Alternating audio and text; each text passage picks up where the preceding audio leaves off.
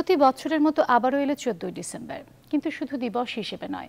এই দিনটি আমাদের মনে করিয়ে দেয় মুক্তিযুদ্ধের ভয়াবহতা, বেদনা আর কষ্টের কথা। মুক্তিযুদ্ধ আমাদের গৌরব, আমাদের অহংকার। ঠিক স্বাধীনতার আগ মুহূর্তে পরাজয় নিশ্চিতের জন্য পাক বাহিনীর দোসর জামায়াতে ইসলামীর ছাত্র সংঘের ক্যাডারদের নিয়ে গঠিত আল বদর, আল শামস এবং রাজাকাররা একসাথে বাংলার শ্রেষ্ঠ সন্তানদের নিদারুণ যন্ত্রণা দিয়ে হত্যা করে। কিন্তু বাংলাদেশ মেধাশূন্য হয়নি, হবেও না। এ বাংলাদেশ ঘুরে দাঁড়াতে পারে, কিন্তু আমাদের শ্রেষ্ঠ সন্তানদের হত্যা করে আমাদের অস্তিত্বের মূলে আঘাত করা হয়েছিল, আমাদের পঙ্গু করার চেষ্টা করা হয়েছিল। বহু বছর আমাদের শ্রেষ্ঠ সন্তানদের হত্যার বিচারটুকুই হয়নি। এখনও প্রকাশ্যে ঘুরে বেড়াচ্ছে মানবতা বিরোধী অপরাধ মামলায় ফাঁসির দণ্ডপ্রাপ্ত আল বদর বাহিনীর দু নেতা চৌধুরী মাইনুদ্দিন এবং আশরাফুজ্জামান খান। কবে আমরা এদের বিচারের রায় কার্যকর করে দায়মুক্ত হব? যে আকাঙ্ক্ষা নিয়ে স্বাধীন বাংলাদেশের স্বপ্ন দেখেছিলেন তারা, মৃত্যুকে বরণ করে নিয়েছিলেন জাতির শ্রেষ্ঠ সন্তানেরা, তাদের মৃত্যু কি বৃথা যাবে, যেতে পারে? জনতন্ত্র গণতন্ত্র আছে, আমি সামিয়া রহমান, এবং আমার সাথে আজকে যারা আছেন গণতন্ত্র দর্শক পরিচয় করে দিচ্ছি। আমার সাথে আছেন আসিফ মনির, শহীদ বুদ্ধিজীবী মনির চৌধুরীর সন্তান। আছেন ডাক্তার নুজহাত চৌধুরী, শহীদ ডাক্তার আব্দুল আলিম চৌধুরীর সন্তান। এবং আছেন অনল রায়হান, শহীদ জহির রায়হানের সন্তান। আপনাদের সবাইকে অসংখ্য ধন্যবাদ আজকের দিনটিতে আমার সাথে আলোচনায় থাকার জন্য। এবং আমি আসলে যে বিষয়টি বলছিলাম সেই বিষয়টি দিয়ে শুরু করতে চাই। যারা আমাদের শ্রেষ্ঠ সন্তানদেরকে হত্যা করেছিল তাদের বিষয় নিয়ে শুরু করতে চাই, কিন্তু আরেকটা বিষয় আমি একটু আনতে চাই, সেটি হচ্ছে জামায়াতে ইসলামী প্রসঙ্গ। এ ধরনের নিউজ আমরা আগেও দেখেছি, এবারও দেখলাম যে তারা তাদের বুদ্ধিজীবী দিবস পালন করতে যে তাদের দলের সব শাখা প্রধানকে তারা আহ্বান জানিয়েছে। যে জামাত এই ঘটনা ঘটিয়েছে, তাদের দোসররা ঘটনা ঘটিয়েছে, তারা বুদ্ধিজীবী দিবস পালন করে, কি বলবেন? আমি যদি আপনাকে দিয়ে শুরু করি। হ্যাঁ, এটা নতুন না, আমরা আগেও দেখেছি এ ধরনের। তারা সভা সেমিনার করেছিল। এটা কিছুটা ওই তাদের জায়গাটাকে হালাল করার চেষ্টা একটা, এবং মানে মানুষের মনের মধ্যে বিভ্রান্তির একটা সুযোগ নেওয়া এবং আরও বিভ্রান্তি সৃষ্টি করার একটা প্রচেষ্টা। এটা আশা করি যে আমরা যদি পাল্টা জায়গাটা দেখি, যেহেতু সপক্ষের শক্তি, আশা করি তারা এই জায়গাগুলোকে খণ্ডন করার চেষ্টা করবেন, এবং শুধুমাত্র মানে বড় আকারে গণমাধ্যমে বা বিবৃতি দিয়ে তা নয়, লোকাল লেভেলে এই প্রচারণাগুলো আস্তে আস্তে আরও ছড়িয়ে যাওয়া উচিত। যে যেমন বিচারের ব্যাপারে বলা হচ্ছে যে ঠিক আছে, যুদ্ধাপরাধের বিচারে একটা বড় পর্যায়ে সম্পন্ন হয়েছে বা শেষের দিকে আছে, কিন্তু সেখানে আমি বারবার বলছি রিসেন্টলি যে আত্মতুষ্টির সুযোগ এখনো নেই। এখানে আপনি অলরেডি দুজনের নামের কথা বললেন, বাচ্চুরা জায়গার পালিয়ে আছে, এরকম আরো অনেকে আছে, এবং অনেকের এখনো বিচার হয়নি, অনেকে আছে এরকম চুনোপুটিরা আছে। এবং আজকাল রিসেন্টলি আমরা যেটা বলছি যে এদের যাদের বিচার হয়েছে, রায় কার্যকর হয়েছে, তাদের উত্তরসূরিরা আরেকটা যুদ্ধের জন্য কিন্তু প্রস্তুতি নিচ্ছে বা নেবে। আমরা যদি প্রত্যেকবার চিন্তা করি, যখন রায় হচ্ছে, সাক্ষাৎকার নেওয়া হচ্ছে, রায় হওয়ার পরে প্রতিক্রিয়া দেখায় এবং তারা উদ্ধত প্রকাশ করে, তারা কি চুপচাপ বসে থাকছে বা থাকবে না? কাজেই আমাদের যে বিচার হয়ে গেলেই, রায় কার্যকর হয়ে গেল, ফাঁসি হয়ে গেল, আমরা মুক্ত, তা কিন্তু হবে না। আর এই যে বিভ্রান্ত করার চেষ্টাটা, দেখুন এই যে বললেন যে আমাদের তারা পালন করার চেষ্টা করছে, এইটার পাল্টা জায়গাটা কিন্তু আমরা খুব স্ট্রংলি কেন তারা পালন করবে বা করার কোনো কারণই নেই, এটা যে একটা হাস্যকর ব্যাপার, সেইটা কিন্তু সেই প্রচারণাটা নেই।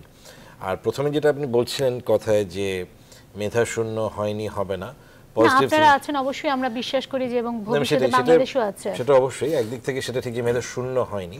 তো আমি বলবো যে মেধার গ্যাপটা হয়েছে, এবং গ্যাপটা পুরোপুরি পূরণ হয়নি। অনেকদিন আমরা এই আঘাতটা, অনেকদিন এই গ্যাপ পূরণ হবে না। আমরা কি আরেকজন আলিম চৌধুরী, আরেকজন জহির রায়হান, শহীদুল্লাহ কায়সার পাবো? মানে ওই মাত্রার, ওই লেভেলের পাবো? মনির চৌধুরী পাবো, মোফাজ্জল চৌধুরী, সিরাজউদ্দিন হোসেন, আরও যারা আছেন, ওই মাত্রার মানুষগুলোকে তো আর পাবো না। হ্যাঁ, অন্যান্যরা আছে, সেটা নিয়ে হয়তো আমরা আরও কথা বলবো। কাজে একেবারে শূন্য না, কিন্তু গ্যাপ আছে, গ্যাপটা জীবনে চরমভাবে পঙ্গু করে ফেলা হয়েছিল। আমি যদি ডাক্তার নুজহাত আপনার কাছে জানতে চাই, এই যে উনি বললেন যে বিভ্রান্তি করার চেষ্টা বা জায়গাকে হালাল করার চেষ্টা, যেখানে মানবতা বিরোধী অপরাধের বিচার হচ্ছে, তাদের ফাঁসির রায় কার্যকর হচ্ছে, আমরা সোচ্চার হচ্ছি, সেখানে আসলে জামাত এ ধরনের, এটি তো আসলে তামাশা শুধু বলা কি যায়, এটা আসলে ধৃষ্টতাপূর্ণ আচরণ বলা যায়। এটা আমার কাছে মনে হয় আমাদের সবচেয়ে পবিত্র স্থানটার সাথে নিষ্ঠুর পরিহাস। তারা আমাদের বাবাদের খুনি, অথচ তারা সেটা নিয়ে মিলাদ করছে, সেই দিনে মিলাদ করছে, খুন করেছে কিন্তু তারা। কিন্তু এটা কিন্তু আমি মনে করি যে স্বাধীনতার সপক্ষের শক্তির ব্যর্থতার একটি নজির। তারা এই স্বাধীন বাংলাদেশের স্বাধীনতা করতে রাজনীতি করতে অনুমতি পেয়েছে, রাজনীতি করেছে, ফুলে ফেপে এত বড় হয়েছে যে যারা মন্ত্রী, এমপি, প্রেসিডেন্ট, প্রাইম মিনিস্টার হয়েছে, তারা ক্ষমতার অংশীদার হয়েছে এবং তারা জাতিকে এতটাই বিভ্রান্ত করতে সক্ষম হয়েছে ইতিহাস বিকৃতির মাধ্যমে যে তারা এখন একটা মিলাদ করবার সাহস করে, ধৃষ্টতা দেখায় এবং কেউ সেটাকে প্রশ্ন করে না যে তুমি তো খুন করেছো। এখন কথাটা হচ্ছে কি, ওরা তো নিজেদেরকে লেজিটিমেট করতে চেষ্টা করবে, আমরা কেন বাধা দিতে পারছি না? আমরা কেন জামাতের বিচার করছি না?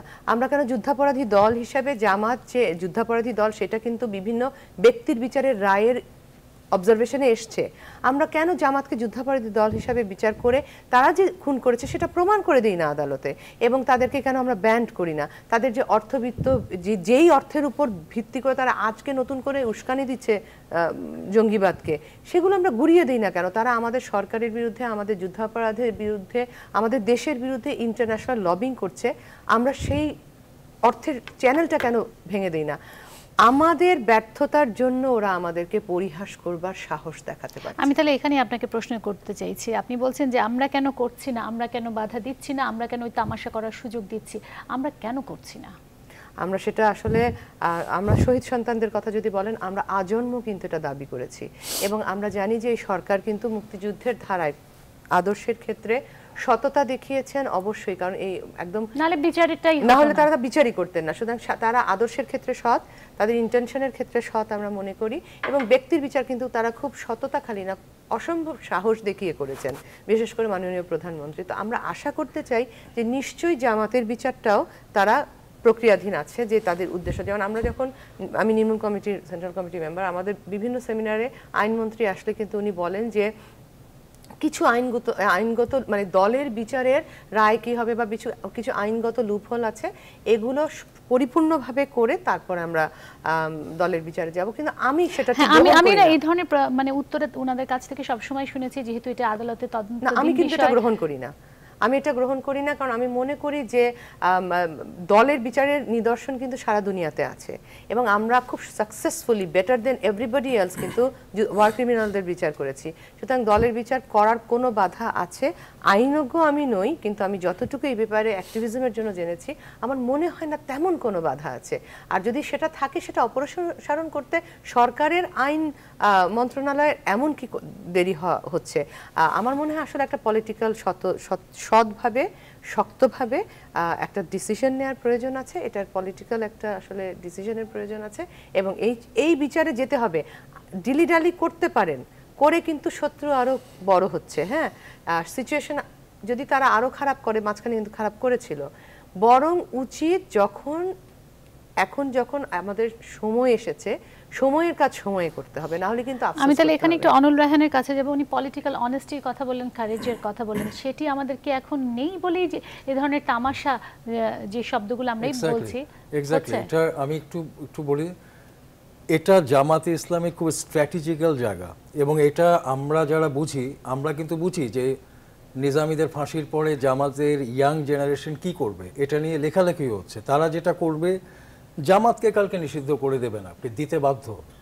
দেওয়ার পরে কি এই আদর্শটাকে নিষিদ্ধ করা গেল না। তখন এই ইয়াং জেনারেশন করবে কি, মুসলিম একটা নাম নিয়ে বা একটা অন্য খুব আপনার ধরেন হচ্ছে সেলুলার একটা নাম নিয়ে একটা পার্টি করলো।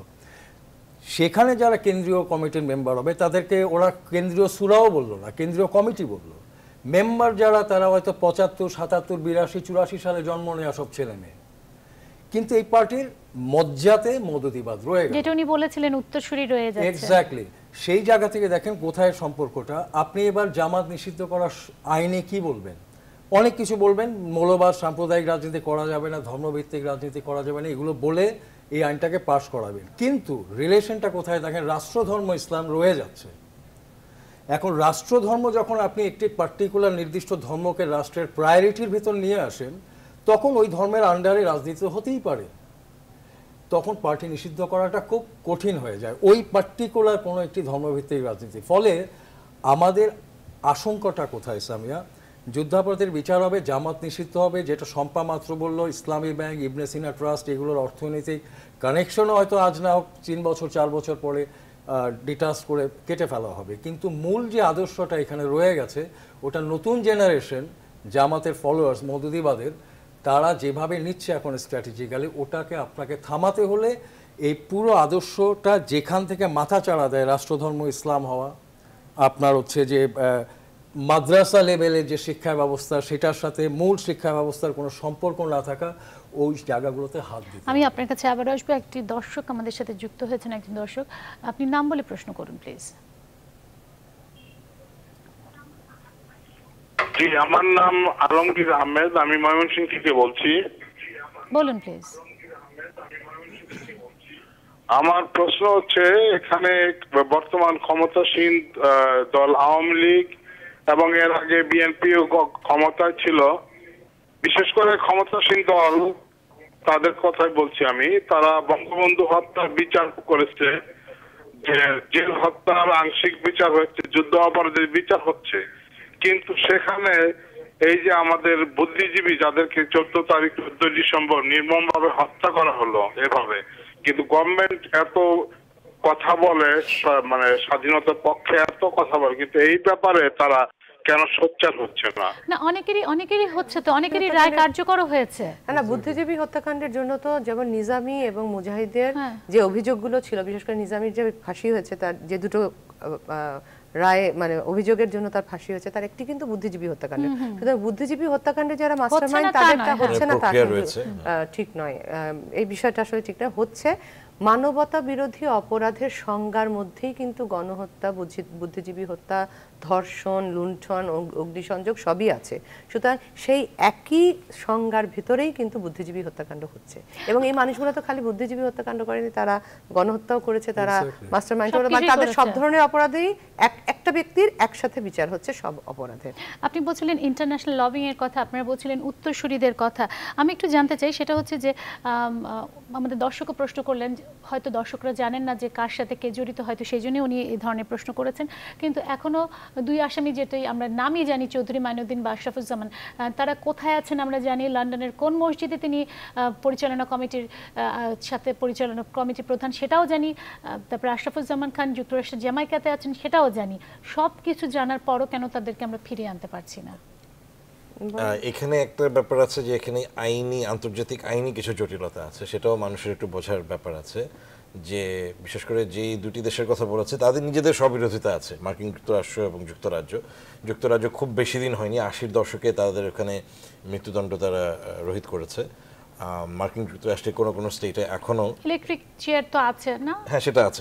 কোনো স্টেটে এখনো মানে ক্যাপিটাল পানিশমেন্ট আছে, অর্থাৎ মৃত্যুদণ্ড, মানে হয়তো ফাঁসি দিয়ে দেওয়া হয় না, কিন্তু অন্য পদ্ধতিতে করা হয়। এখন সেখানে সমস্যাটা হচ্ছে, হ্যাঁ, সাদ্দাম হোসেনকে তো তারা ফাঁসি দিয়েছিল, তাই না? দিয়েছিল, কাজী একেবারে যে হয়নি জর্ডানে ফেরত পাঠালো না। কিন্তু এই ক্ষেত্রে যেটা মানে ওইটা বোঝার ব্যাপার আছে যে তারা ওই যুক্তিটা বারবার দেওয়ার চেষ্টা করছে। কারণ ইউকে সরাসরি বলেছে ওই সময়, আমি তখন লন্ডনে ছিলাম, পরে অন্য সময় নুজাতো গিয়েছিল, ইউকে গভর্নমেন্ট সরাসরি বলছে যে যেই দেশে এরকমভাবে ক্যাপিটাল পানিশমেন্ট আছে, অর্থাৎ চূড়ান্ত যে শাস্তি সেটা মৃত্যুদণ্ড, সেই দেশকে আমরা আমাদের নাগরিক তাকে ফেরত দিতে পারবো না।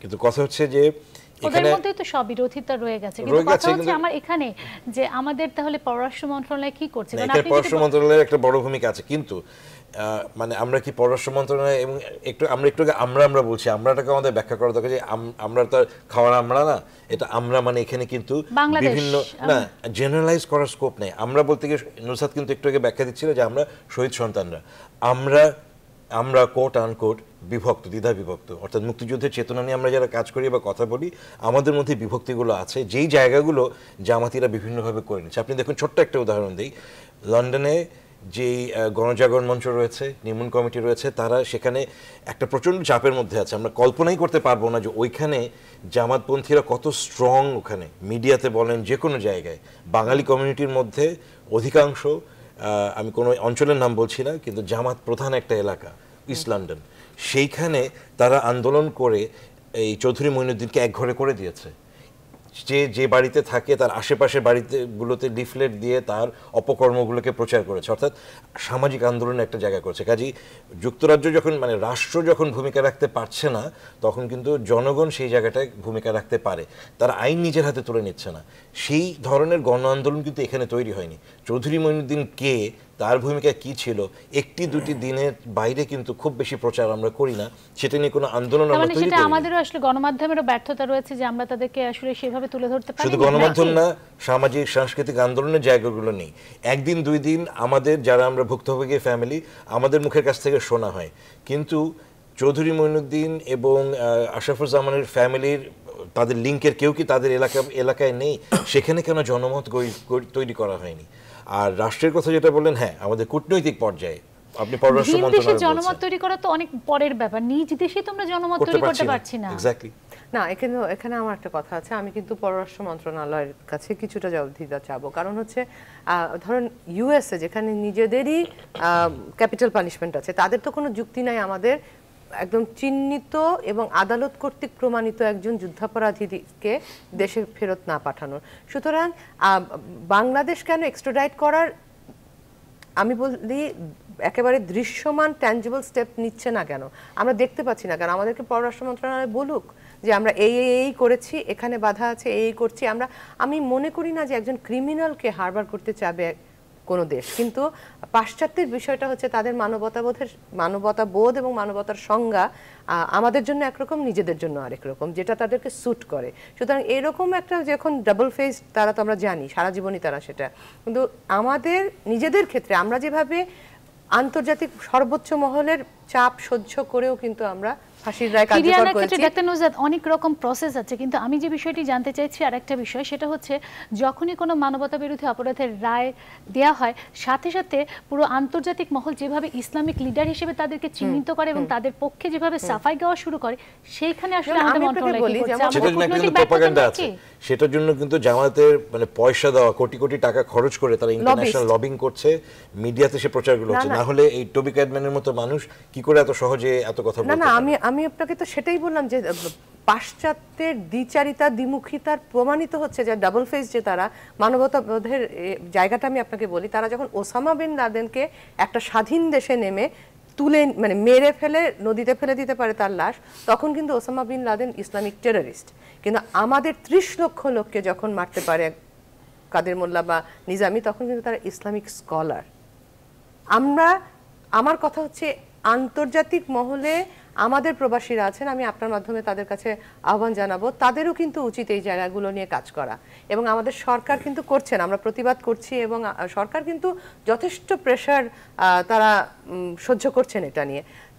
তারপরে যদি তারা কন্টিনিউ করেন, আমি বলবো যে এরকম সরকার করছে না এভাবে না বলে কি এটা প্রশ্ন জাগতে পারে যে সরকার আসলে কূটনৈতিক দিক থেকে খুব একটা সফলভাবে কাজ করতে সেই দক্ষতাটা তারা দেখাতে পারছে না? আমি বলছি যে প্রচারণার ক্ষেত্রে মানে পিআর পাবলিক রিলেশনসের ক্ষেত্রে বা নিজের ইমেজের ক্ষেত্রে সেইখানে প্রপাগান্ডা হয়তো ভালো করতে পারছেন না, সেখানে ব্যর্থতা নিশ্চয়ই আছে।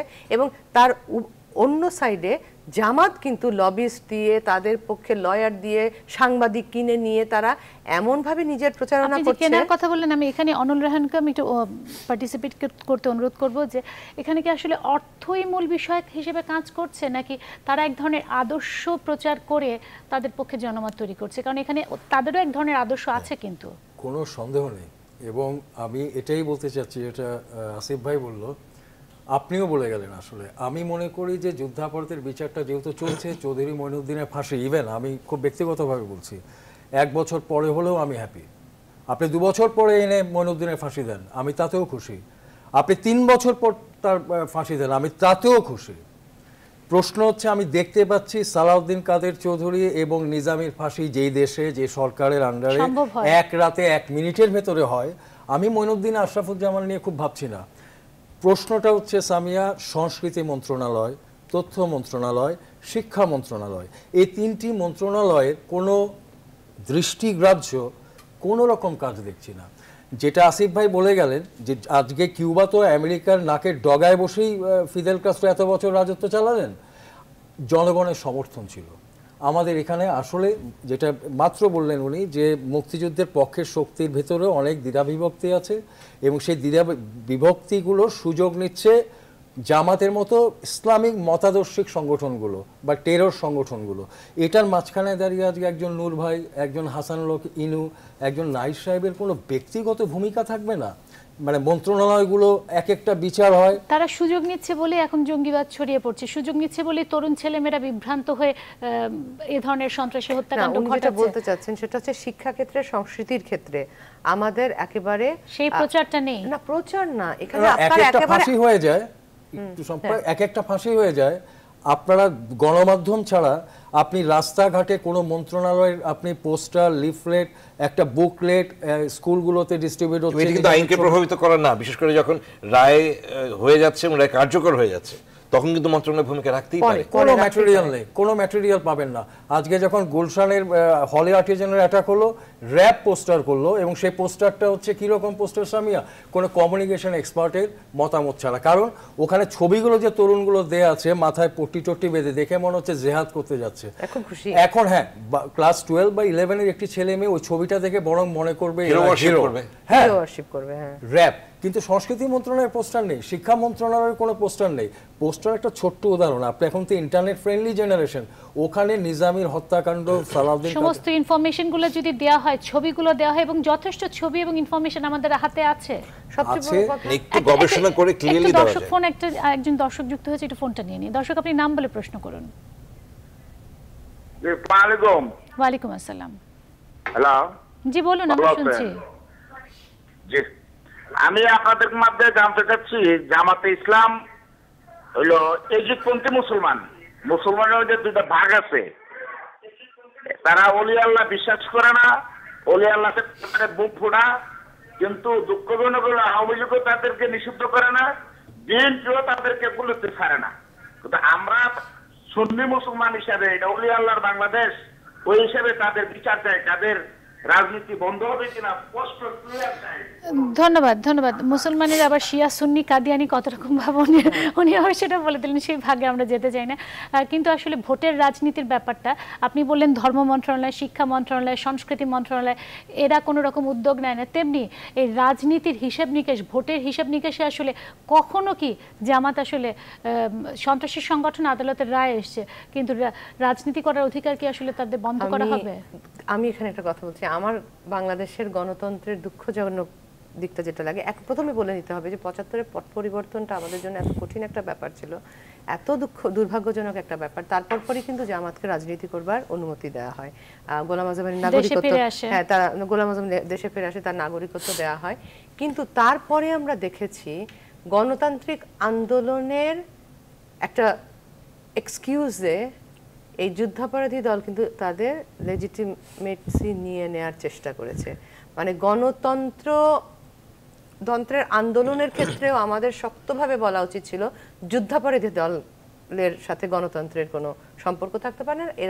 এটা একেবারে তখনই স্পষ্ট হচ্ছে যে, কিন্তু আমরা দেখেছি যে গণতন্ত্রের যে একটা লিবারাল একটা আমব্রেলা আছে, সেই ছায়াতলে ওই চালাকি করে কিন্তু ঢুকে গিয়েছিল, এবং সেই যে ঢুকে গেল তারা প্রতিটি দলের কিন্তু মদত পেয়েছে, প্রশ্রয় পেয়েছে।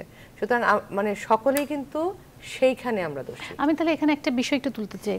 যখনই আমরা দুটো রাজনৈতিক দলের সাথে কথা বলি, বিএনপি বলে গণতন্ত্র আগে, আমাদের ভোটের অধিকার আগে, আওয়ামী লীগ বলে উন্নয়ন আগে, উন্নয়ন হচ্ছে এখন সামনের দিকে তাকানোর বিষয়।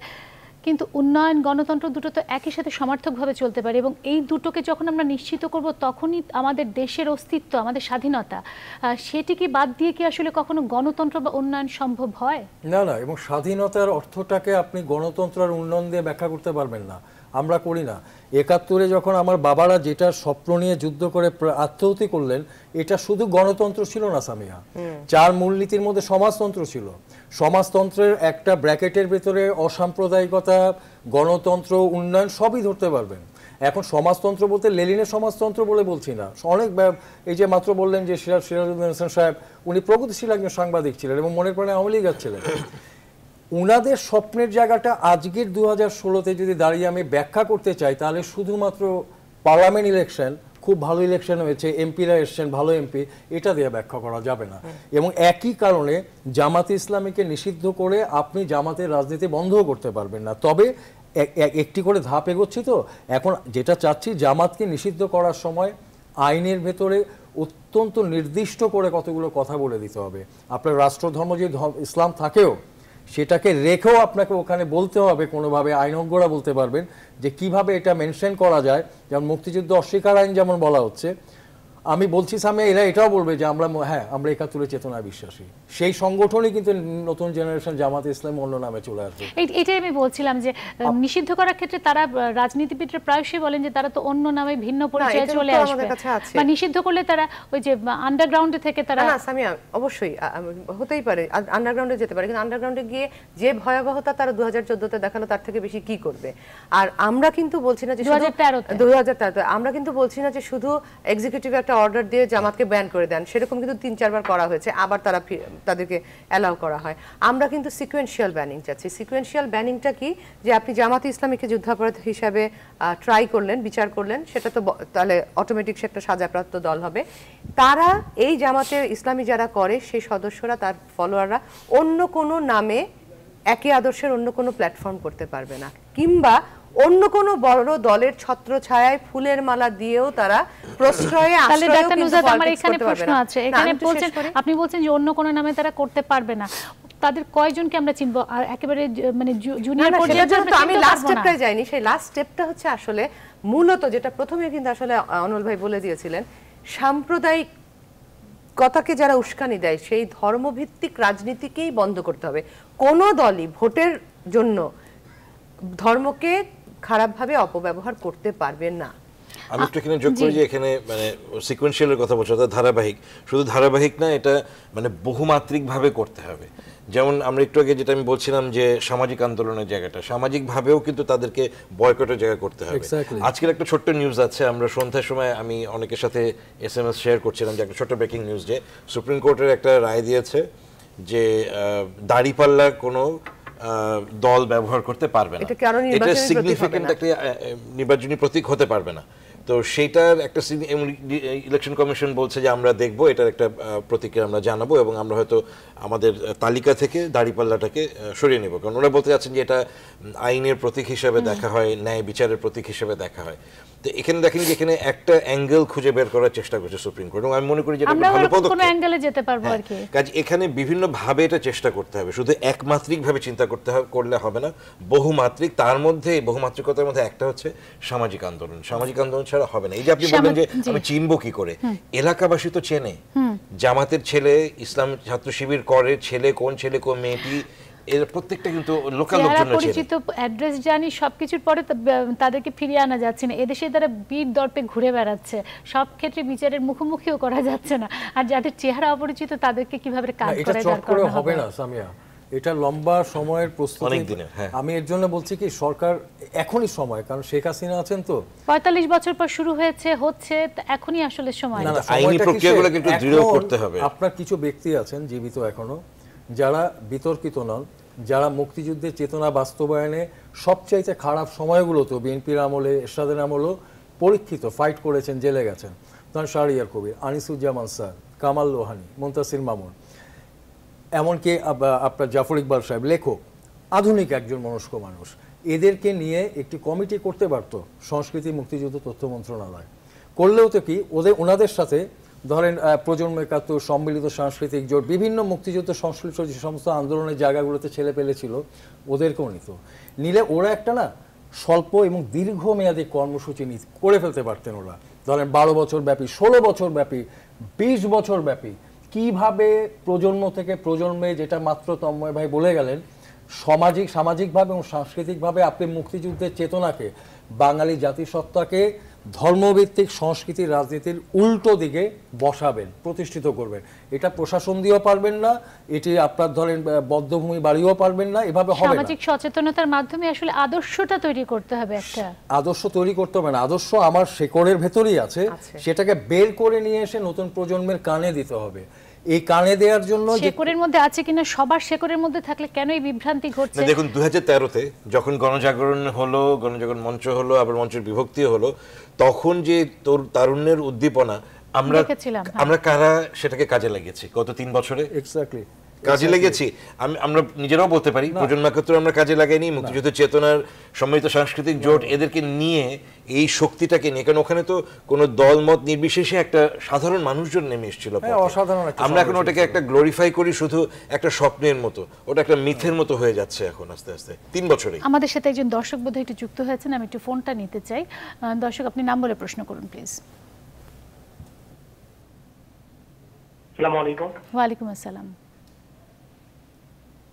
বলুন। জি, আমার প্রশ্ন হচ্ছে শহীদ বুদ্ধিজীবী, অর্থাৎ আজকে তো শহীদ বুদ্ধিজীবী দিবস, ঠিক না? জি, আপনি প্রশ্নটা করুন।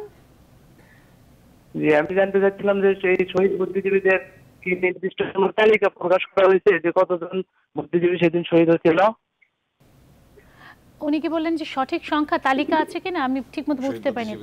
তালিকা আরেকটা বিষয় জানার আছে।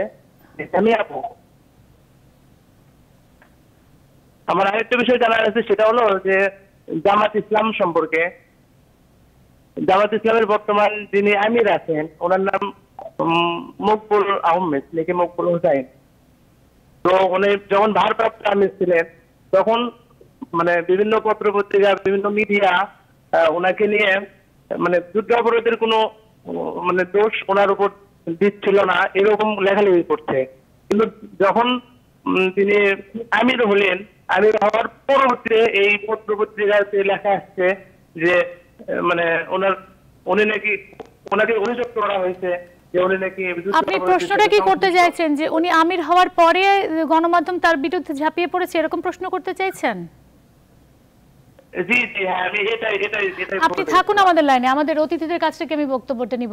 আপনারা কি মনে করেন যে গণমাধ্যম আসলে কোনো একটা বিশেষ পদে গেলে তার বিরুদ্ধে লেখালেখি করে, নাকি ওই ব্যক্তির একটা ইতিহাস আছে? উনি হয়তো মানে এখন যুদ্ধাপরাধী কয়জনকে উনি নিজে ব্যক্তিগতভাবে জানেন, যুদ্ধাপরাধীর দায় ছিল কিনা, তিনি যুদ্ধাপরাধী করেছেন কিনা এটা তদন্ত সাপেক্ষে করে তারপর না অভিযোগ আনা হয়েছে। প্রতিটা কেসেই কিন্তু আগে কিন্তু তদন্ত হয়েছে, তদন্তের পরেই কিন্তু অভিযোগ, এবং দীর্ঘ তদন্ত হয়েছে এবং তারপরে কিন্তু অভিযোগনামা দেয়া হয়েছে। সুতরাং উনি নিজের জ্ঞানের সীমাবদ্ধতার জন্য যদি এটা মনে করেন, সেক্ষেত্রে আসলে আমাদের বলবার কিছু নাই, কিন্তু ওনার বিরুদ্ধে যুদ্ধাপরাধের অভিযোগ ছিল না। এখানে যিনি প্রশ্ন করলেন, আমি আপনাকে আরেকটি কথাও একটু বলি ভাই, সেটা হচ্ছে যে এটা কোনো আইনের ব্যাপার না, আমি সাধারণ মস্তিষ্কের বোঝাপড়া দিয়ে আপনাকে বলছি।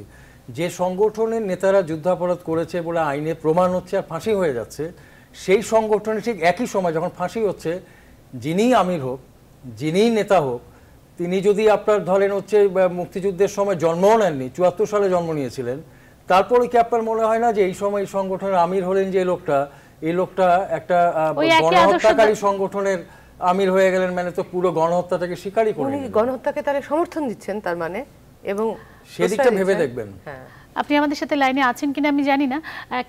একটা বিরতি নিয়ে আমি আবারও ফিরছি জনতন্ত্র গণতন্ত্রে।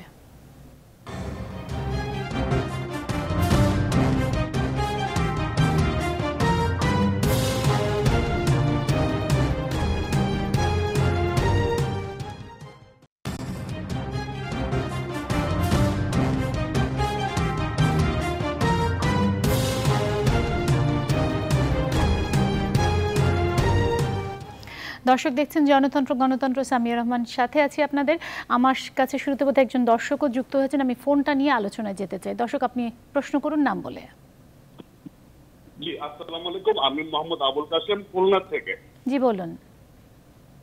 জি, আমার প্রশ্নটা হচ্ছে আজকের যে টপিক মুক্তিযুদ্ধের চেতনার বাংলাদেশ, এবং আজকে যারা অতিথি আছেন তাদের মানসিকতা বা বলার ধরনটা এরকম যে মুক্তিযুদ্ধের রাষ্ট্রধর্ম ইসলাম যখন প্রত্যাহার যতক্ষণ পর্যন্ত করা না হবে ততক্ষণ পর্যন্ত মুক্তিযুদ্ধের চেতনার বাংলাদেশ প্রতিষ্ঠিত করা সম্ভব না।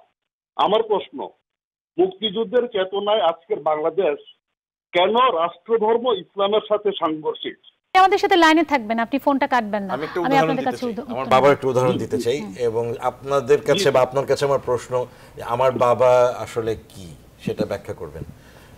আমার বাবা নিয়মিত ধর্মকর্ম করতেন না, ধর্মচর্চা করতেন না, কিন্তু আমার দাদা যতদিন বেঁচে ছিলেন, 1970 সালে তিনি মারা যান, তার প্রায় শেষ 10 বছরে আমার বাবা নিয়মিত আমার দাদাকে জুম্মার নামাজ পড়াতে নিয়ে গেছেন। উনি অসুস্থ ছিলেন, আমার বাবা গাড়িতে বসে থাকতেন, তিনি যে জুম্মার নামাজ পড়েননি, কিন্তু আমার দাদা নামাজ পড়েছেন। এখন আমার বাবাকে আজ যদি বেঁচে থাকতেন, তাকে কি নাস্তিক হিসেবে তার গলা কেটে ফেলা হতো? আমি আপনাদের কাছ থেকে জানতে চাচ্ছি, উনি যে বললেন রাষ্ট্রধর্মের সাথে মুক্তিযুদ্ধের চেতনা সাংঘর্ষিক কিনা, রাষ্ট্রধর্ম ইসলাম থাকলে কি এসে যায়, ওনার বক্তব্য।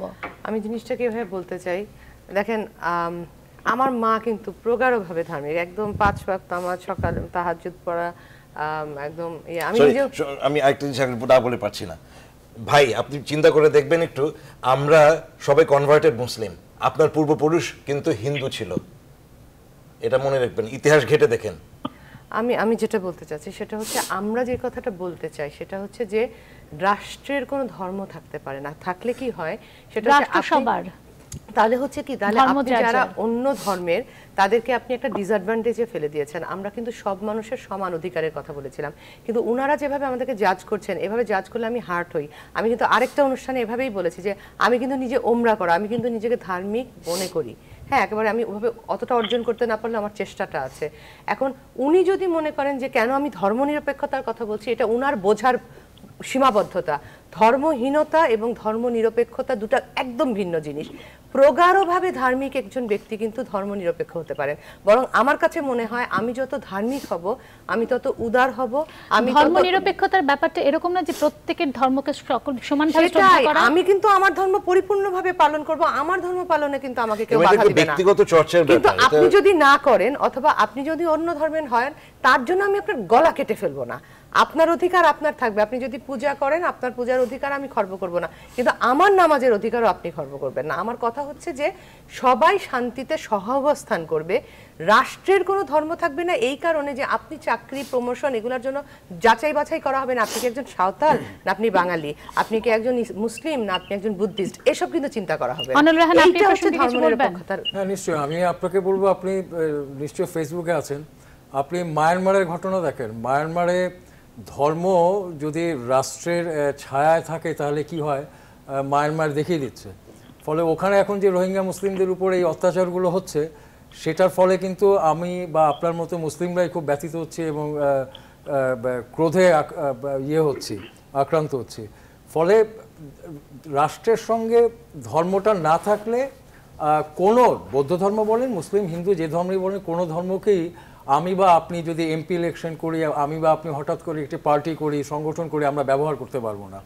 আরেকটা ব্যাপার হচ্ছে যে আমাদের পূর্বপুরুষরা তো সব যত রকমের মহান ব্যক্তিরা এসছেন, ওনারা মুসলিম ছিলেন, ওনারা অলিয়া ছিলেন, ওনারা হিন্দু ধর্মের অনেক বড় বড় দার্শনিক ছিলেন, বৌদ্ধ ধর্মের দার্শনিক ছিলেন। এগুলোকে চট করে অস্বীকার করলে পরবর্তীতে আমরা একটা বিপদে পড়বো, যে তখন দেখা যাবে যে আমার মনে হয় এই প্রশ্নের সবচেয়ে বড় আমাদের রাষ্ট্রীয় মূলনীতি ছিল, মুক্তিযুদ্ধের সময় 4টা মূলনীতি ছিল, সেটার ভিত্তিতে আমাদের স্বাধীনতার সময় আমরা সেই শপথ নিয়েছিলাম, সেইটি থেকে আসলে বের হয়ে যাওয়াটা একটা মূল বিষয়। আমরা একটা ভ্রান্ত দ্বিজাতি তত্ত্বের ধর্মভিত্তিক পাকিস্তান থেকে বেরিয়ে এসে বাঙালি জাতীয়তাবাদে উদ্বুদ্ধ হয়ে আমাদের ধর্মের যে আমাদের ধর্মভীরু প্রাণকে নিয়েই কিন্তু আমরা আমি আপনাদের কাছে এখানে প্রশ্ন করব, একজন দর্শক আছে, ধর্ম হঠাৎ করে এত গুরুত্বপূর্ণ হয়ে গেল কেন এই সমাজে, আমি একটা প্রশ্ন করব, কিন্তু আমি একটু দর্শকের কাছে যেতে যাচ্ছি। দর্শক, আপনি নাম বলে প্রশ্ন করুন। আসসালামু আলাইকুম ওয়া রাহমাতুল্লাহি ওয়া বারাকাতুহু। আমার নাম শফিউল আজম পলিন, কুমিল্লা থেকে বলছি। জি বলুন প্লিজ। আমার বিনম্র শ্রদ্ধা রইল যে আপনার শহীদ পরিবারের যারা এখানে উপস্থিত আছেন ওনাদের এবং যারা শহীদ হয়েছেন তাদের প্রতি আমার শ্রদ্ধাঞ্জলি রইল।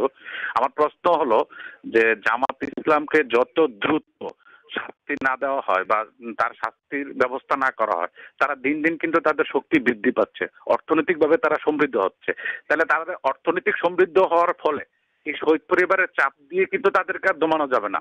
আমার মনে হয় এটা যত দ্রুত তাদের জামাতকে নিষিদ্ধ বা আপনার অর্ডিন্যান্সের মাধ্যমে হোক আর আদালতের মাধ্যমে হোক দ্রুত কার্যকর করে তাদেরকে বন্ধ করলে দেশ, জাতি এবং শহীদ পরিবারের প্রতি সম্মান এবং শ্রদ্ধা জানানো হবে। আর না হয় এটা ওই আমরা বলবো কথার কথা হবে, আসলে কাজের কাজ কিছু হবে না। আপনাকে অসংখ্য ধন্যবাদ। এবং প্রতি বছর 14ই ডিসেম্বর আসলে বা 16ই ডিসেম্বর আসলে বা 26শে মার্চ আসলে 25শে মার্চ আসলে আপনাদের খোঁজ নেওয়া হয়, এটি সত্যি কথা। শহীদ পরিবারের সন্তানেরা আসলে আর কতটা করবে, পুরো দেশ জাতি যদি সচেতন না হয়।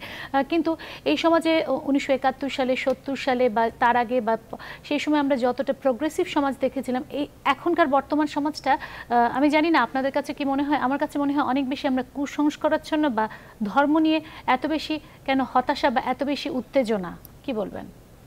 আমি একটু শুরু করি, যে তারপরে মনে হয় অনিল কাছে শুনি, তারপরে সম্পর্কে যে পড়াশোনার চর্চার জগৎটা কিন্তু চলে গেছে। আমরা খুব শর্টকাটের জায়গায় এখন সব কিছু আমরা তথ্য হয় উইকিপিডিয়া থেকে নেওয়ার চেষ্টা করি, আর নয়তো ফেসবুক থেকে নেওয়ার চেষ্টা করি। কিন্তু ইতিহাস পড়া, আমাদের শিল্প সাহিত্য সংস্কৃতির ঐতিহ্যগুলো জানা, এই জায়গাগুলো যদি আমরা জানতে না পারি, তাহলে আমরা খুব শর্টকাটে একটা সমীকরণে চলে যেতে চেষ্টা করব। তো আমাদের ফিরে যেতে হবে ওই জায়গাগুলোতে, এবং সেখানে আমি মনে করি যে আমাদের বুদ্ধিজীবীরা, বিশেষ করে যারা এখন বয়োজ্যেষ্ঠ, আমাদের বাবাদের সহকর্মীরা ছিলেন, বন্ধুরা ছিলেন, তারা তাদের কাহিনীগুলো, আপনি বলছিলেন যে আমরা 14 ডিসেম্বর 16 ডিসেম্বর আমরা কিন্তু একই কথা বারবার বলে যাচ্ছি, চর্বিত চর্বণ, বিশেষ করে আমাদের বাবাদেরকে কিভাবে ধরে নিয়ে যাওয়া হয়েছিল, কিভাবে নির্মমভাবে হত্যা করা হয়েছিল, এবং এটা আমরা বারবার বলছি। আপনাদের অনুভূতি কি ছিল? অনুভূতি কি ছিল? কিন্তু এটা ওই সময়ে যারা যুদ্ধ করেছেন, আমাদের বাবাদের কাছাকাছি যারা থেকেছেন, তারা, তাদের কিন্তু অনেক গল্প আছে, আমরা ব্যক্তিগতভাবে সেই গল্পগুলো শুনি। এখন মিডিয়াও তাদের কাছে যায় না, তারাও মিডিয়ার কাছে আসেন না। খুব দ্রুত শর্টকাটে আমি যদি বলি, গত 3-4 দিনে আমি 10-15-20টি চ্যানেল থেকে ফোন পেয়েছি, রেডিও স্টেশন থেকে ফোন পেয়েছি, হতে পারে আমাদের নেটওয়ার্কিং এর কারণে। কিন্তু এই নিভৃতচারী হোক অথবা যে কোনো কারণেই হোক, যাদের কাছে অনেক গল্পগুলো রয়েছে, তাদেরকে খুঁজে নেওয়ার দায়িত্ব কিন্তু তাদের কাহিনীগুলো, এবং শুধু ঢাকা শহরে না, মফস্বল শহরে বিভিন্ন জায়গায়, সেগুলো আমরা কেন নিয়ে আসতে পারছি না, সেটা একটু ভেবে দেখা দরকার। আমি প্রোগ্রেসিভ সোসাইটির কথাটা বললাম বা সুপারস্টিশিয়াস সোসাইটির কথাটাও বললাম, কিন্তু আমি একটু একজন দর্শক আছে, আমি ফোনটা নিয়ে আমি আপনাদের কাছে আবারও আসছি। দর্শক, আপনি নাম বলে প্রশ্ন করুন। আমি মাহফুজ মাদারীপুর থেকে বলছি। জি বলুন প্লিজ। মাহফুজ মাদারীপুর থেকে বলছি। বলুন, আমরা শুনছি। আজ আজ আজ শহীদ বুদ্ধিজীবী দিবস। আমরা যারা মুক্তিযুদ্ধের পক্ষের শক্তি এবং অর্গানাইজার বা মুক্তিযোদ্ধা, তাদের মনে অনেক ব্যথা। এই শহীদ মানে মানবতা বিরোধী অপরাধ এবং এই শহীদ বুদ্ধিজীবী অপরাধের কারণে নিজামী এবং আলী আজহার মুজাহিদ, এই দুজনের ফাঁসি হয়েছে। এই দুই ফাঁসির আসামি যারা, এদেরকে পতাকা তুলে দিয়েছে খালেদা বেগম খালেদা জিয়া। সেই খালেদা জিয়া কিভাবে গেল আজকে শহীদ বুদ্ধিজীবী মালা দিল, এই সুযোগটা তাকে কে দিল? আজকেও প্রাইম মিনিস্টার বলেছে যে এই বুদ্ধিজীবী এই যে হত্যাকারী পতাকা দিয়েছে তাদের বিচার হবে। তা আমার প্রশ্ন হচ্ছে যে এই গভর্নমেন্ট যদি তার বিচার করতে চায়, তাহলে তাকে যাওয়ার পারমিশন কেন দেবো সেখানে? আপনাকে ধন্যবাদ। কে বলবেন এই প্রশ্নের উত্তর দিবেন কেউ? জিনিসটা হচ্ছে কি, আমি ব্যক্তিগত কথা বলতে পারি, এখানে সাংগঠনিকভাবে আমি জানি না আমাদের সিদ্ধান্ত কি, কিন্তু আমার কাছে কিন্তু খালেদা জিয়ার এই যে আমাদের যুদ্ধাপরাধীদের গাড়িতে পতাকা তুলে দেয়াকে আমাদের পবিত্র রক্ত দিয়ে অর্জন করা যে ইতিহাস, তার বুকে একটা নির্মম লাথি বলে মনে হয়। এবং তিনি যে ফুল দিতে যান, সেটা আমার একটা পরিহাস মনে হয়, এইটাকেও নিষ্ঠুর পরিহাস মনে হয়। কারণ আমি কিন্তু ভুলে যাইনি যে এই পবিত্র সোহরাওয়ার্দী উদ্যানে, যেখানে 7ই মার্চের ভাষণ হয়েছে, আত্মসমর্পণ হয়েছিল, সেখানে উনি জামাতকে নিয়ে একটা জনসভা করে বলেছিলেন যে এরা হচ্ছে রাজবন্দী, তারা ক্ষমতায় এসে এদেরকে বের করে দিবে, এবং আজ যারা তাদের বিচার করছে তাদেরকে জনসভায় বলেছিলেন। বগুড়ার জনসভায় কেন, সোহরাওয়ার্দী উদ্যানে উনি বলেছেন। সুতরাং ওখানে আমরা সমস্ত যুদ্ধাপরাধীদেরকে মুক্ত করে দেওয়ার ব্যানার ফেস্টুন দেখেছি। ওখানে যত না ছিল ছাত্র দল, বিএনপির লোক, তার থেকে বেশি শিবিরের লোক ছিল এবং জামাতের লোক ছিল বলে শুনেছি। সুতরাং আমি কিন্তু মনে করি যে জাতির কাছে তার আদর্শটা ক্লিয়ার হওয়া দরকার। এই নামমাত্র ফুল দিতে যাওয়া আর আমাদের বাবাদের হত্যাকারীদেরকে মন্ত্রী করা, এটা তো খুবই দ্বিমুখী আচরণ।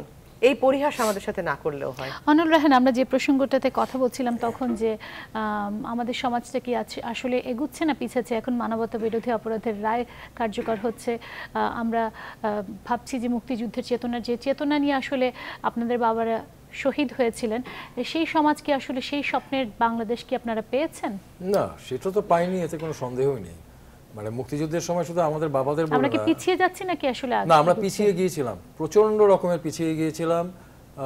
এরশাদের সময়, বিএনপির সময়, খালেদা জিয়ার সময় এই পেছানোটা এই পেছানোটা আমাদেরকে এত পিছিয়েছে, মানে এটাকে এখন আপনার আবার জোড়া লাগিয়ে আপনার সেই ৭১-এ আমাদের বাবাদের একটা গ্রামের কৃষকের, আপনার পাট কলেজ শ্রমিকের, ইউনিভার্সিটির ছাত্র যারা জানটা বাজি রেখে যুদ্ধ করতে গেল, এদের ওই জায়গায় পৌঁছতে এখন সামিয়া আমাদেরকে, আমি বারবার বলছি, কর্মসূচি লাগবে দীর্ঘ, প্রশাসনের সাহায্য লাগবে, প্রতিটা সংশ্লিষ্ট মন্ত্রণালয়ের আপনার সামগ্রিক ইনভলভমেন্ট লাগবে।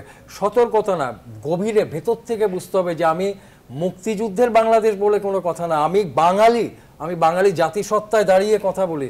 এটারই একটা বিশাল প্রতিফলন ৭১-এ ঘটেছে, যেটা ব্যাকগ্রাউন্ডে গেলে ঈশ্বরচন্দ্র বিদ্যাসাগর পর্যন্ত যেতে হবে। যে জন্য যে ভদ্রলোক রাষ্ট্রধর্ম ইসলাম করলে কি ক্ষতি আছে বললেন, বিদ্যাসাগর আমার পূর্বপুরুষ, রামমোহন রায় আমার পূর্বপুরুষ, ওগুলো ঘেটে এসে কলকাতার সাম্প্রদায়িক দাঙ্গা দেখে ৪৭-এ দেশ বিভাগ করে ৫২, ৫৪, ৬৬, ৬৯, তারপরে ৭১। আপনি পুরো ব্যাপারটাকে একদম ২৫ বছরে এমনি করে ছেড়ে দিলেন খালেদা জিয়া আপনার জামাত টামাত করে। এই ক্ষতিটা তো আপনি চট করে পারবেন না। এখনও বলছি, যে কারণে আমি বলি যে নূর ভাইরা মন্ত্রণালয়ে আছেন, শেখ হাসিনার একার দায় নাকি গিয়ে ফাঁসি দেবেন আপনি? ফাঁসি দিলে তো হচ্ছে না। এই মন্ত্রণালয়ের কোনো উদ্যোগ নেই, সামগ্রিক উদ্যোগ করে একটা দীর্ঘমেয়াদী কর্মসূচি হোক। শাহরিয়ার কবিরাতে এগুলো পরীক্ষিত, ওনাদের কাছ থেকে জানা হোক যে ঠিক আছে রাষ্ট্রধর্ম ইসলাম এখন আছে, এটা টেকনিক্যালি আপনি এখন নিষিদ্ধ করতে গেলে অনেক ব্যাপার আছে, সমস্যা আছে, তাহলে আমি এটাকে রেখেও কিভাবে সাম্প্রদায়িক রাজনীতি নিষিদ্ধ করবো, চেতনাকে বাস্তবায়ন করব? এটা তো একটা আপনাকে একজন আমলা বলে দেবে না, একজন মন্ত্রী বলতে পারবে না। কিন্তু এই যে সাম্প্রদায়িক রাজনীতি যেভাবে ঢুকে পড়েছে, অসাম্প্রদায়িকতার যে চেতনার স্বপ্ন দেখা হয়েছিল বাংলাদেশের ক্ষেত্রে, সেটি কি আসলে আছে বাংলাদেশে? নেই, কিন্তু সেখানে ইতিহাসের জায়গাটা আবার ফিরে যেতে হবে যে আসলে মুক্তিযুদ্ধটা কেন হয়েছিল, কিভাবে হয়েছিল, কারা করেছিলেন, মুক্তিযুদ্ধের প্রেক্ষাপটটা। কারণ ৯ মাসে হুট করে তো যুদ্ধ শুরু হয়ে যায়নি মার্চ মাসে, তাই না? এটার প্রেক্ষাপটটা সেই একেবারে যখন দেশ বিভাগ হলো ৪৭ পর থেকে আমরা যখন দেখলাম যে, বা আমাদের বাবারা যখন দেখলেন যে আশাভঙ্গ শুরু হলো ৪৮-৪৯ থেকে, আস্তে আস্তে সেটা একটা স্বাধিকারের আন্দোলন, স্বাধীনতা আন্দোলনের দিকে গেছে। তো আমরা তো এই কাহিনীগুলো জানি না, আমরা ছোট ছোট স্নিপেটস দেখি একটুখানি, ৫২, ২১শে ফেব্রুয়ারি, ৬৯, ৭১, কিন্তু এই যে ধারাবাহিকভাবে যে ইতিহাসের চর্চাটা, সেটা তো নেই। আমি একটু দুইটা জিনিস এখানে যোগ করতে চাই ইতিহাসের জায়গা থেকে। একটি আমি ব্যক্তিগতভাবে কিছুটা দায়িত্ব নিচ্ছি, আরেকটা হয়তো সামগ্রিকভাবে সাংগঠনিক প্রজন্ম ৭১-এর হিসেবেও নিতে পারি। রাষ্ট্রধর্ম যদি ইসলাম না হয়, তাহলে আমি মনে করি না যে বাংলাদেশে ইসলাম চর্চা বিপন্ন হবে, ধর্মচর্চা বিপন্ন হবে। এইটা প্রত্যেকের বোঝা উচিত যে এখানে ধর্মচর্চা বিপন্ন হওয়ার কোনো কারণ নেই। তাহলে কেন আমাকে রাষ্ট্রধর্ম ইসলাম হিসেবে এটাকে একটা রক্ষা কবচ হিসেবে রাখতে হবে? এক। আরেকটা হচ্ছে খালেদা জিয়ার প্রসঙ্গ আসছে, আমার মনে হয় এখন সময় এসেছে এগুলো আরও ওপেনলি কথা বলার। এই যে রায়ের বাজার, যেখানে আমরা আজকে ফুল দিতে যাচ্ছি, যেখানে আজকে হাজার হাজার মানুষ যাচ্ছে, এই রায়ের বাজারকে চিহ্নিত করার জন্য প্রথম পদক্ষেপ কোনো সরকারি পদক্ষেপ ছিল না। চিহ্নিত মানে চিহ্নিত করে এখানে একটা স্মৃতিসৌধ হতে পারে, এই জায়গাটির উদ্যোগী যে আমরা এখানে যারা বসা আছি, আমরা নিজেরা সহ আমাদের আরো কিছু ভাই বোনরা, আমরা মাত্র তখন প্রজন্ম ৭১ সংগঠনটি করেছি। আমরা নিজেরা গিয়ে আমাদেরই এক বোনের ছোট শিশুকে নিয়ে সেখানে প্রথম শাবলটা দিয়ে ছোট্ট একটা স্মৃতিফলক করে এসেছিলাম। মাননীয় প্রধানমন্ত্রী শেখ হাসিনাকে ধন্যবাদ, হ্যাঁ, শেখ হাসিনাকে ধন্যবাদ যে তিনি ওই স্মৃতিফলকটিকে সম্মান করেছেন এবং সেটি এখনো ওখানে আছে। আমরা বড় গলায় বলি না, কিন্তু ক্ষোভটা আমার নিজের আছে যে কেন শুধু এই যে শহীদ সন্তানদেরই একটি বধ্যভূমিকে চিহ্নিত করতে হলো। আজকে একটু আগে আমি আর অনল পত্রিকা দেখছিলাম, পত্রিকা একটা খবর আছে যে মিরপুরের বধ্যভূমিগুলো হারিয়ে যাচ্ছে। এখন এটা কি একা শুধু শহীদ সন্তানদের দায়? বদ্ধভূমি হারিয়ে যাচ্ছে এবং দেশের অন্যান্য জায়গায় বদ্ধভূমিকে কোথাও বাথরুম হিসেবেও ব্যবহার করা হচ্ছে। এই দায় বা দায়িত্ব আমি জোর গলায় বলবো এটা শুধু শহীদ সন্তানদের, যাদের বাবা মারা ওখানে শুয়ে আছেন তাদের একার দায়িত্ব না। এটা আমার, আপনার, যারা আজকে এই প্রোগ্রাম দেখছেন তাদের সবার দায়িত্ব। শেষ করছি এটা বলে এই প্রসঙ্গে যে ওইখানে বিভ্রান্তি সৃষ্টির যে প্রক্রিয়া হয়েছিল, খালেদা জিয়া এবং শেখ হাসিনা বিভক্তি তৈরি করেছিলেন, যেখানে আমরা চিহ্নিত করেছিলাম, আমরা গবেষণা করেছি, আমরা ওখানে স্থানীয় লোকজনদের সাথে কথা বলে বুঝে নিয়েছি কোন জায়গায় লাশগুলোকে ফেলা হয়েছে। আমার জন্য প্রচণ্ড কষ্টের ছিল এই তথ্যগুলো সংগ্রহ করে আমরা যেখানে একটা স্মৃতিফলক স্থাপন করলাম, এর পরের বছর দেখা গেল যে সেখানে খালেদা জিয়া তার সরকারের আমলে তাই আরেকটি জায়গায় ভিন্ন স্থানে একটি স্থিতিপলক স্থাপন করলেন, এমনভাবে জিনিসগুলো করলেন আমাদের শহীদ সন্তানদের মধ্যে একটা বিভক্তি তৈরি হয়ে গেল যে কে কোন জায়গায় ফুল দিতে যাবে। কি লজ্জাকর ঘটনা যে সেখানে আমরা যেখানে শহীদ সন্তানরা নিজেরা কেউ তো সেই তথ্যটা বের করে নিয়ে আসেনি তখন, যে কোথায় তাদেরকে হত্যা করা হয়েছিল এবং পাওয়া গেছিল লাশগুলো 16 তারিখের পরে, আমরা তো সেই জায়গাতেই এখন রায়ের বাজার বধ্যভূমি দাঁড়িয়ে আছে এবং একটি জাতি সেই স্বীকৃতিটা দিয়েছে। ওই সময় নির্মূল কমিটি, জাতীয় সমন্বয় কমিটি, জাহাঙ্গীর ইমাম, মানে একদিকে খালেদা জিয়া অন্যদিকে সবাই, এবং কিছু বিশ্বাসঘাতক সেই সময় খালেদা জিয়ার ওখানে ফুল দিতে গেছে, শহীদ সন্তানদের মধ্যেও গেছেন। এবং আজকে সেইটি মিথ্যে প্রমাণিত হয়েছে। জাতিকে ধন্যবাদ এবং আমরা নিজেদেরকে ধন্যবাদ দিতে যেমন পারি। অনেক মুক্তিযোদ্ধা পরবর্তীতে বিভ্রান্ত হয়েছেন, তেমনি শহীদ সন্তানদের মধ্যে তারাও গেছে সেখানে। একজন রাজাকার স্বরাষ্ট্রমন্ত্রী মোনাজাত করেছে, কাজে এই খালেদা জিয়া যে আজকে রায়ের বাজারে যেতে পারেন বা মিরপুর স্মৃতিসৌধে যেতে পারেন সেটাতে আমি অবাক হই না, তবে অবাক হই যে এগুলোর প্রতিবাদগুলো আরো স্ট্রংলি আসে। এটার প্রতিবাদ হওয়া দরকার। আমি ডাক্তার নুসরাত আপনার শেষ মন্তব্য নিব। আপনি আসলে সাম্প্রদায়িকতার কথা উঠিয়েছিলেন, হ্যাঁ, তার আগে আমি একটু বলি যে ভাই শুনছিল যে প্রশ্নটা করেছিলেন, যারা মনে করেন যে এই যে এরশাদের মতো লোক কেন রাষ্ট্রধর্ম ইসলাম করেছে নিজেকে লেজিটিমাইজ করার জন্য, যারা মানে আসলে ইসলাম বিরোধী আসলে কিন্তু তারা ব্যবহার করে। আর আপনি যদি প্রগাঢ়ভাবে একজন ধার্মিক ব্যক্তি হন আপনার কিন্তু খারাপ লাগবে যে আমার ইসলামকে নিয়ে ভোটের জন্য ব্যবহার করছে, রাজনীতির জন্য ব্যবহার করছে, কষ্ট লাগার কথা। আর সাম্প্রদায়িকতার কথা আপনি যেটা বলছেন সেটা হচ্ছে যে দীর্ঘদিন 75-এর পট পরিবর্তনের পর থেকে সাম্প্রদায়িক শক্তিকে উস্কে দিতে দিতে এবং তাদেরকে পাওয়ারফুল করতে করতে আমাদের মেধা, মনন, সামাজিক জীবনে, পারিবারিক জীবনে, ব্যক্তি জীবনে ওরা এমনভাবে ইনফিলট্রেট করে গেছে, আমাদের মগজের ভিতরে ধোলাই করে ফেলেছে। এখন কিন্তু আমরা আর 71-এর মতো না, আমরা অনেক পিছিয়ে গেছি আসলে সত্যি। যার জন্য তাদের পক্ষ থেকে অনেক সময় বলা হয় অতীতকে কবর খুঁড়ে কি লাভ। সেই জন্য সামনের দিকে তাকাতে হলে শিক্ষা ব্যবস্থার সংস্কৃতি, এই দুটো সামনে তাকাতে হলে আমার পেছন দিকটা দেখতে হবে, পেছনটা দেখতে হবে, জানতে হবে কি ছিলাম আমি। আমার একেবারেই সময় নিয়ে অনল রাহান আপনার শেষ মন্তব্য নিব। আমি খালি নতুন জেনারেশনকে বলবো যে তোমরা একটু নিজের ইতিহাসটা জানো, Michael Jackson, Madonna, Bill Gates এদের জানো, সেই সঙ্গে একটু জানো যে তোমার অতীতে কে ছিল যে কারণে তুমি এখন বাংলায় কথা বলতে পারছো, একটা স্বাধীন দেশ হিসেবে ক্রিকেট স্টেডিয়ামে পতাকা রং টং মেখে দেখছো। আমি একটা জিনিস খুবই বিশ্বাস করি যে আপনি অসাম্প্রদায়িক বাংলাদেশ হতে বাধ্য, সেটা হয়তো 50 বছর পরেই হবে, কিন্তু সেটা হতে গিয়ে যদি আরো কয়েক লক্ষ লোক নিহত হয় সামিয়া, সেটা খুব আমরা সবাই আশাবাদী যে আমরা যেই স্বপ্ন নিয়ে আসলে আপনাদের বাবারা, আমাদের শহীদ বুদ্ধিজীবীরা, শ্রেষ্ঠ সন্তানরা মারা গিয়েছিলেন, তাদের হত্যা করা হয়েছিল, সেই স্বপ্নের বাংলাদেশ কোনো না কোনো একদিন হয়তো আমাদের হবে, অবশ্যই হবে। শহীদ বুদ্ধিজীবীদের প্রতি বিনম্র শ্রদ্ধা জানিয়ে আজকের মতো শেষ করছি। গণতন্ত্র।